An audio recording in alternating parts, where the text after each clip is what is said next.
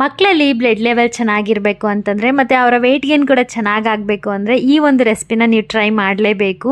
ಈ ರೆಸಿಪಿನಂತೂ ಮಕ್ಕಳು ತುಂಬ ಇಷ್ಟಪಟ್ಟು ತಿಂತಾರೆ. ಅದೇನಪ್ಪ ಅಂತಂದರೆ ಬೀಟ್ರೂಟ್ ಓಟ್ಸ್ ಕಿಚಡಿ. ಇದಂತೂ ಸಖತ್ತಾಗಿರುತ್ತೆ ಟೇಸ್ಟು ಮತ್ತು ಅವರ ಹೆಲ್ತ್ ಕೂಡ ತುಂಬಾ ಒಳ್ಳೆಯದು. ಇದನ್ನು ಯಾವ ಥರ ಮಾಡೋದು ಅಂತ ಹೇಳಿ ನೋಡೋಣ.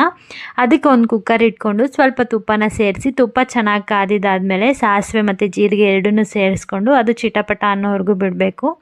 ಅದಾದಮೇಲೆ ಒಂದು ಅರ್ಧ ಈರುಳ್ಳಿನ ಸಣ್ಣ ಸಣ್ಣದಾಗಿ ಹಚ್ಚಿ ಸೇರಿಸ್ಕೊಂಡು ಫ್ರೈ ಮಾಡ್ಕೋತಾ ಇದ್ದೀನಿ.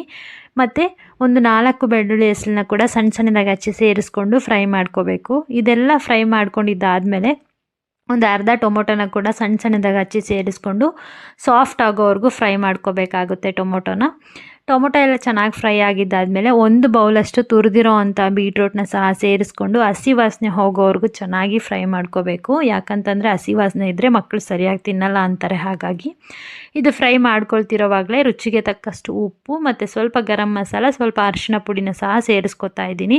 ನಿಮ್ಮ ಪಾಪು 1 ವರ್ಷದ ಒಳಗಡೆ ಇರೋವಂಥ ಮಗು ಅಂತಂದರೆ ಸಾಲ್ಟ್ ಮತ್ತು ಗರಂ ಮಸಾಲ ಎರಡನ್ನೂ ಸ್ಕಿಪ್ ಮಾಡ್ಕೊಳ್ಳಿ. ಯಾಕಂದರೆ 1 ವರ್ಷದ ಒಳಗಿರೋ ಅಂಥ ಮಗುಗೆ ಸಾಲ್ಟ್ ಆಗಲಿ ಗರಂ ಮಸಾಲ ಆಗಲಿ ಕೊಡಬಾರ್ದು. ಇದೆಲ್ಲ ಫ್ರೈ ಮಾಡ್ಕೊಂಡಿದ್ದಾದಮೇಲೆ ಅರ್ಧ ಬೌಲಷ್ಟು ಓಟ್ಸ್ನ ತಗೊಂಡು ಚೆನ್ನಾಗಿ ಫ್ರೈ ಮಾಡ್ಕೋತಾ ಇದ್ದೀನಿ. ಫ್ರೈ ಮಾಡ್ಕೊಂಡಿದ್ದಾದಮೇಲೆ ಅರ್ಧ ಬೌಲಷ್ಟು ಓಟ್ಸ್ಗೆ 1 ಬೌಲಷ್ಟು ನೀರನ್ನ ಹಾಕಿ ಚೆನ್ನಾಗಿ ಮಿಕ್ಸ್ ಮಾಡಿ ಲಿಡ್ ಕ್ಲೋಸ್ ಮಾಡಿ 1 ವಿಜಲ್ ಕೂಗಿಸ್ಕೊಂಡ್ರೆ ರೆಡಿ ಆಗಿಬಿಡುತ್ತೆ.